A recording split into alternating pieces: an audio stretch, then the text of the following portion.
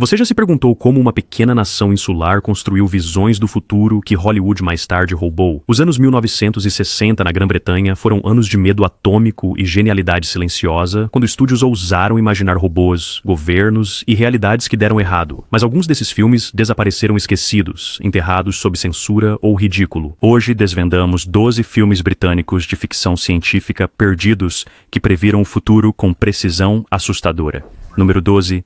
The Day the Earth Caught Fire, 1961.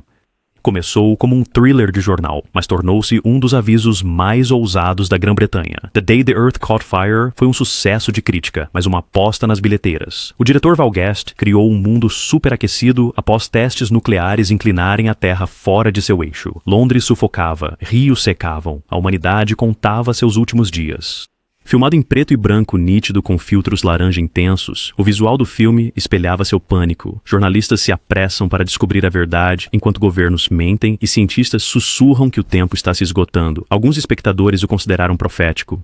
Outros acusaram-no de alarmismo. Os censores britânicos hesitaram por causa de suas conotações antinucleares e daquele final que não oferecia esperança real. Nos bastidores, Guest lutou contra estúdios que queriam um final feliz. Ele recusou. Ele disse que a vida raramente termina de forma arrumada.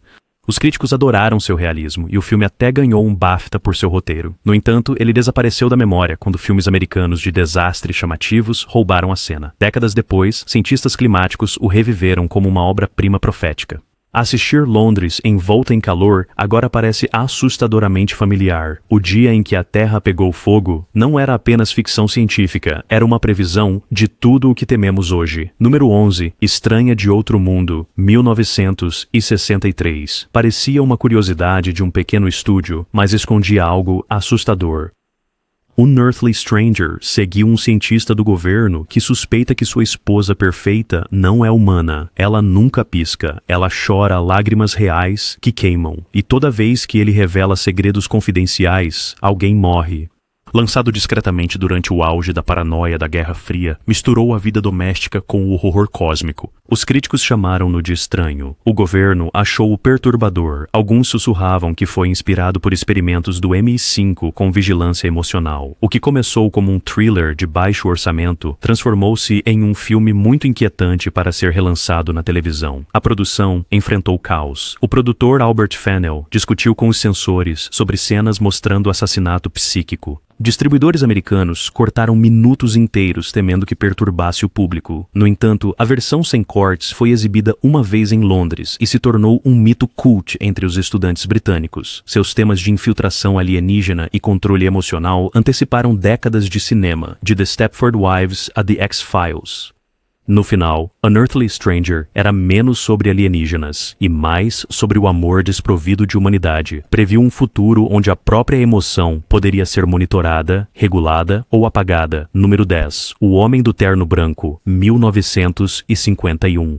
Tecnicamente, uma década antes, mas espiritualmente uma sátira pura dos anos 60. O Homem do Terno Branco estrelou Alec Guinness como um cientista que inventa um tecido que nunca se desgasta, nunca se suja. Deveria ter sido progresso. Em vez disso, desencadeou o pânico. A indústria têxtil colapsa, trabalhadores se revoltam, o poder teme a perfeição. O filme era uma comédia sombria, mas suas ideias eram profundas. O progresso tornou-se ameaça. A inovação tornou-se rebelião. Censores debateram seu tom, chamando-o de subversivo, anticapitalista e perigoso. A Grã-Bretanha, ainda se recuperando do racionamento de guerra, não estava pronta para rir do colapso industrial. Guinness lutou com o papel, equilibrando inocência e loucura. O diretor Alexander McKendrick enfrentou os executivos dos Ealing Studios, que queriam um final mais leve. Quando lançado, confundiu o público. Era comédia ou profecia? Os críticos eventualmente o aclamaram como visionário, prevendo automação, perda de empregos e ganância corporativa décadas antes da realidade alcançá-lo. Com o tempo, O Homem do Terno Branco tornou-se uma obra obrigatória para economistas e futuristas. Mostrou como a busca pela perfeição pode destruir a sociedade por dentro. O filme continua sendo um espelho para a nossa era, onde a tecnologia avança mais rápido do que a consciência. Número 9. Filhos da Maldição, 1964. Quando o cinema britânico retornou à calma misteriosa da ficção científica, encontrou sua voz novamente em Filhos da Maldição. Lançado como uma sequência espiritual de Village of the Damned, este filme assombroso contava a história de 6 crianças de diferentes nações, nascidas com poderes psíquicos. Manipular mentes. Eles podiam fazer os adultos obedecerem. Eles podiam destruir exércitos com um olhar. O público esperava um terror pulp. O que receberam foi uma parábola política. Essas crianças eram símbolos das próprias potências nucleares, armas inteligentes demais para serem controladas. O filme era aterrorizante não por causa de monstros, mas por causa do seu silêncio. As crianças nunca levantaram a voz, mas forçaram os governos a confrontar sua própria crueldade. Os censores temiam isso. Seu lançamento durante a Guerra Fria significava que cada imagem de crianças telepáticas unindo o mundo contra a violência militar parecia suspeitamente anti-establishment. Distribuidores americanos cortaram linhas inteiras que faziam referência à paz mundial. A televisão britânica se recusou a exibi-lo por anos. Até a igreja condenou-o como moralmente corrupto. Nos bastidores, o diretor Anton Leader trabalhou sob pressão constante. A MGM queria sequências de ação. Leader queria angústia moral. Ele venceu. O filme resultante foi lento, estranho e hipnótico. Críticos chamaram-no de perturbador. Espectadores saíam dos cinemas sussurrando sobre experimentos secretos do governo em crianças psíquicas em hospitais de Londres. Décadas depois, cientistas citaram sua precisão assustadora em retratar a consciência coletiva. Previu debates sobre inteligência artificial e controle global antes mesmo de esses termos existirem. Children of the Damned perdura como a profecia silenciosa da Grã-Bretanha, um aviso de que a próxima evolução pode não ser mecânica, mas moral. Sim. Número 8. A 10ª vítima, 1965. Muito antes de a televisão de realidade dominar o mundo, a Grã-Bretanha a imaginou como um esporte sangrento. A 10ª vítima foi uma bizarra coprodução entre a Grã-Bretanha e a Itália ambientada em um futuro onde o assassinato era legal, desde que fosse televisionado. Os concorrentes caçavam uns aos outros por fama, audiência e patrocínios corporativos. Os críticos descartaram-no como absurdo, mas os trajes neon do filme e a violência de show de jogos espelhavam um futuro mais próximo do que qualquer um percebia. Foi lançado durante um período de tensão social, quando a televisão havia começado a moldar o pensamento nacional. Os censores odiaram a sátira. As cenas mostrando plateias aplaudindo enquanto pessoas eram mortas pareciam muito próximas da realidade. O Conselho Britânico de Censura de Filmes exigiu cortes, chamando-o de moralmente inadequado para lançamento geral. Atrás das câmeras, o caos reinava. Os executivos do estúdio discordaram sobre o tom. Deveria ser comédia ou terror? O resultado foi ambos, um pesadelo elegante e surreal. A estrela Ursula Andress trouxe glamour, mas também controvérsia como o rosto de um sistema que vendia a morte como entretenimento. Sua atuação a transformou em um símbolo relutante da exploração comercial. O público no exterior adorou. A Grã-Bretanha ignorou. No entanto, décadas depois, suas previsões sobre violência televisionada, celebridades das redes sociais e adoração de marcas pareceram proféticas. Acadêmicos e estudiosos da mídia redescobriram-no como uma sátira precoce do narcisismo digital. Hoje, o 13º alvo parece quase um documentário. Mostrou-nos uma sociedade onde matar se tornou conteúdo, onde a moralidade era medida em visualizações, onde o jogo nunca realmente termina. Número 7. Quatermass and the Pit, 1967. Poucos filmes capturaram os medos da Grã-Bretanha tão perfeitamente quanto Quatermass and the Pit. Começou como uma série de televisão nos anos 50, mas quando a Hammer Films o levou para a tela grande, havia evoluído para algo muito mais sombrio. A história começa com trabalhadores descobrindo um objeto misterioso enterrado sob Londres. Os cientistas acham que é uma bomba. A verdade é pior. É uma nave espacial marciana que caiu. Dentro estão criaturas semelhantes a insetos que uma vez manipularam a própria evolução humana. À medida que os cientistas cavam mais fundo, a cidade começa a se revoltar sob influência psíquica. O filme misturou arqueologia de ficção científica e horror demoníaco. Sugeriu que a violência da humanidade poderia vir de uma ancestralidade alienígena. A igreja condenou imediatamente. Os jornais chamaram de blasfemo. Os censores quase cancelaram sua exibição nos cinemas, citando ofensa espiritual. A produção foi intensa. Os estúdios Hammer investiram seu orçamento limitado em efeitos que pareciam perturbadoramente reais. Os túneis do metrô brilhavam em vermelho. A nave espacial pulsava como um ser vivo. O ator Andrew Keir interpretou o professor Quatermass com um realismo sombrio, frequentemente reescrevendo falas para soar mais científicas. Quando estreou, o público desmaiou. Alguns acreditavam que era baseado em descobertas governamentais classificadas perto da estação Hobbs End. A BBC se recusou a retransmitir a série original por quase uma década, alegando que provocou pânico público. Quatermass and the Pit continua sendo uma das maiores realizações da Grã-Bretanha. Previu teorias de manipulação genética, astronautas antigos e controle psíquico anos antes da ficção científica convencional ousar. Sua mensagem ainda persiste. Talvez nossos demônios nunca tenham vindo do inferno, mas de Marte. Número baixo.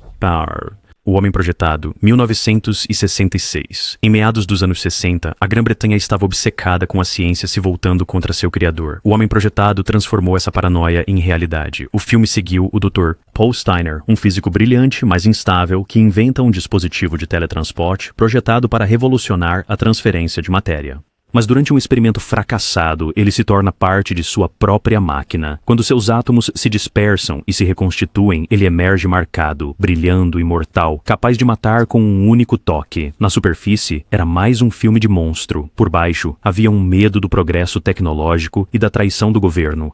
Lançado durante debates sobre o financiamento para a pesquisa nuclear, refletia ansiedades reais sobre cientistas tratados como ferramentas descartáveis do poder. O slogan do filme alertava sobre o que acontece quando a ciência vai longe demais, mas seu verdadeiro tema era o que acontece quando a burocracia esmaga o gênio. A produção foi um pesadelo. O diretor Ian Curtis entrou em conflito com os produtores que exigiam mais violência e menos psicologia. O orçamento acabou na metade das filmagens, forçando a reutilização dos cenários. Até o final foi reescrito em pânico quando os censores declararam a versão original muito sombria. Apesar desses contratempos, The Projected Man conquistou um pequeno culto entre os estudantes universitários de Londres, fascinados por sua mistura de tragédia e tecnologia. Os críticos zombaram dos seus efeitos, mas elogiaram o seu tom. Havia tristeza na figura luminosa de Steiner, vagando pelas ruas de Londres, rejeitado pelo próprio mundo que tentou ajudar. Décadas depois, historiadores de cinema reavaliaram-no como uma meditação precoce sobre transhumanismo e sigilo governamental. The Projected Man previu um futuro obcecado com teletransporte, inteligência artificial e bioengenharia. Foi uma história de progresso punido, um reflexo do casamento inquieto da época entre brilhantismo e medo. Número 5. The Earth Dies Screaming, 1964. Poucos títulos prometiam mais desgraça do que The Earth Dies Screaming. Dirigido por Terence Fisher, conhecido por seu horror gótico, esta pequena produção britânica transformou o apocalipse em um drama intimista. Começou com silêncio. Aviões caíram, trens pararam, cidades estavam mortas. Apenas um punhado de sobreviventes restou, vagando por ruas envoltas em névoa, assombrados por alienígenas metálicos, sem rosto, que se moviam com precisão mecânica. O público esperava sustos baratos. O que eles conseguiram foi pavor existencial. Os alienígenas não falavam, eles simplesmente colhiam corpos humanos e os reanimavam como mortos-vivos. Os sobreviventes discutiam não sobre fuga, mas sobre sobrevivência versus moralidade.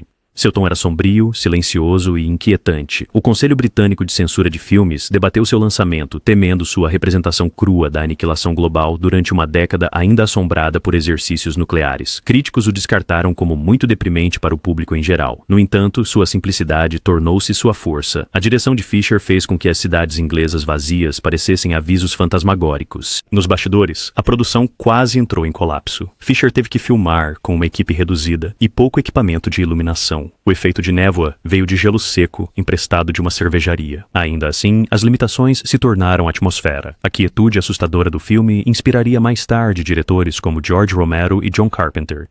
Por anos, The Earth Dies Screaming desapareceu em horários noturnos de televisão antes de ser redescoberto na era digital.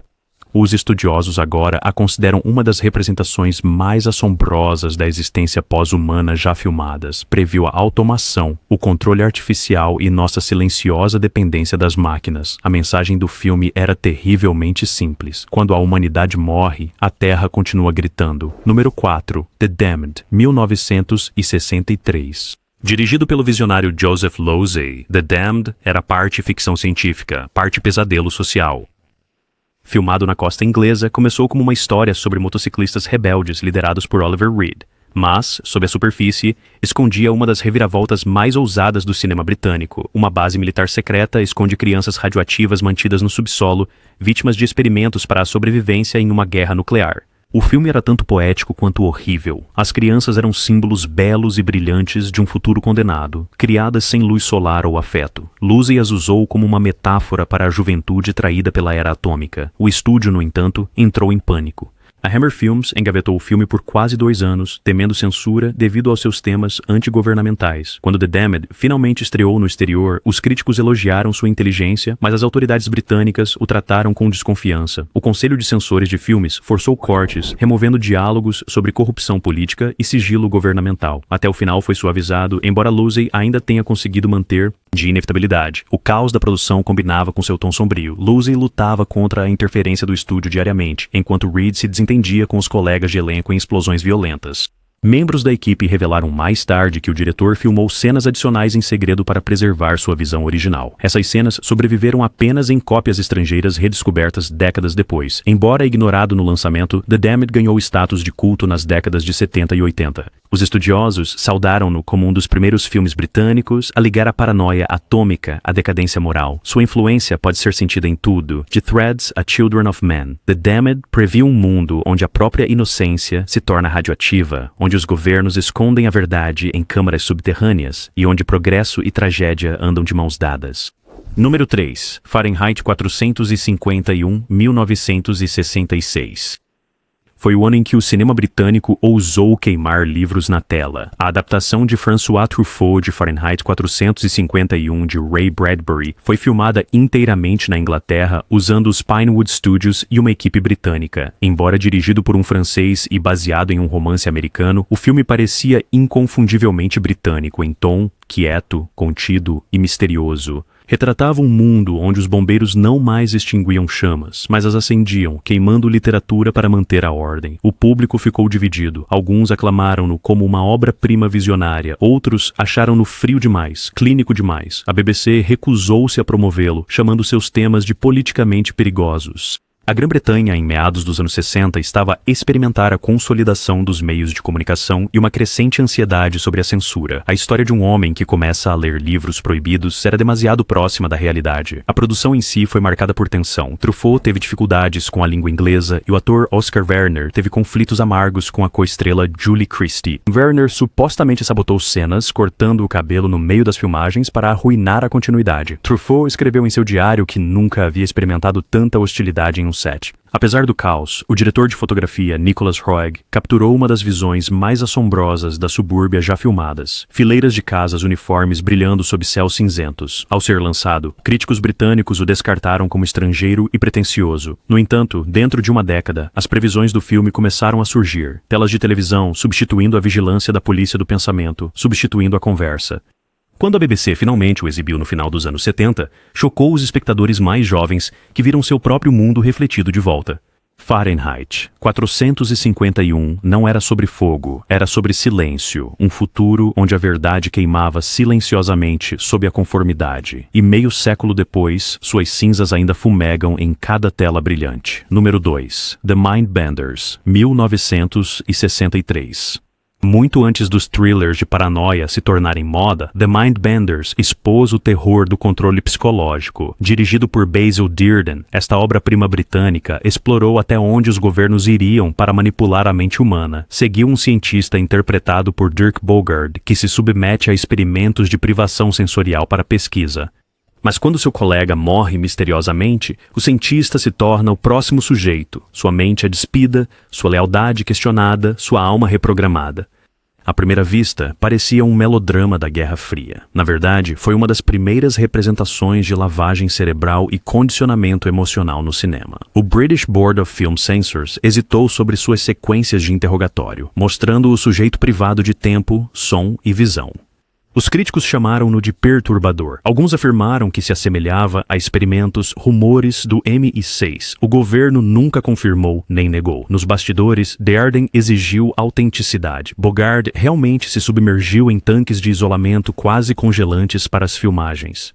Mais tarde, membros da equipe descreveram alucinações no set à medida que as luzes diminuíam e o oxigênio rareava. A insistência do diretor no realismo deu ao filme um terror clínico que os espectadores modernos ainda acham desconfortável. Embora aclamado pela crítica, nunca alcançou o sucesso mainstream. Distribuidores britânicos o enterraram temendo controvérsia. Mas gerações posteriores de cineastas, especialmente Stanley Kubrick, citaram-no como influência para a Laranja Mecânica. Sua precisão lenta e inquietação moral redefiniram o que a ficção científica poderia significar sem um único efeito especial. The Mindbenders previu a era da guerra psicológica, manipulação de dados e vigilância emocional. Avisou que a mente, e não a máquina, seria o campo de batalha final. Número 1. The War Game, 1965. Poucos filmes na história aterrorizaram mais os governos do que The War Game. Encomendado pela BBC e dirigido por Peter Watkins, dramatização educativa de um ataque nuclear à Grã-Bretanha. O que a rede recebeu foi um verdadeiro pesadelo. O filme simulou a detonação de bombas atômicas sobre Kent, mostrando pânico em massa, fome, radiação, doenças e o colapso da civilização em semanas. Filmado em estilo documental, com moradores reais interpretando as vítimas, parecia tão autêntico que as audiências de teste gritaram. A BBC baniu-o imediatamente, alegando que era horrível demais para a transmissão pública. Autoridades insistiram que poderia prejudicar o moral. Em privado, documentos revelaram o medo de que o filme provocasse protestos antinucleares. Watkins lutou para lançá-lo de forma independente. Quando o estreou em festivais no exterior, ganhou o prêmio da Academia de Melhor Documentário. No entanto, na Grã-Bretanha, permaneceu sem ser exibido na televisão por 20 anos. O governo o rotulou como subversivo, enquanto escolas secretamente circulavam cópias piratas para ensinar defesa civil. Nos bastidores, Watkins enfrentou assédio e foi colocado na lista negra. Seu realismo irritou tanto os conselheiros militares quanto os radiodifusores. As equipes usaram procedimentos de emergência reais emprestados de manuais classificados. O realismo era insuportável. Rostos carbonizados filmados em entrevistas de close com padres incapazes de explicar a fé após a aniquilação.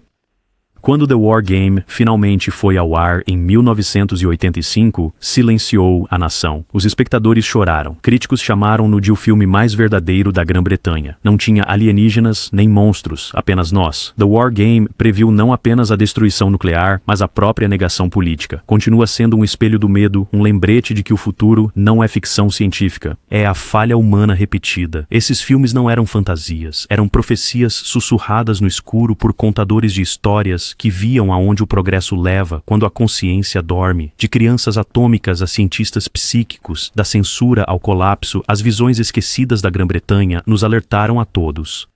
Qual desses filmes você acha que parece mais próximo da realidade hoje? Curta, compartilhe e inscreva-se para mais histórias ocultas do futuro esquecido do cinema.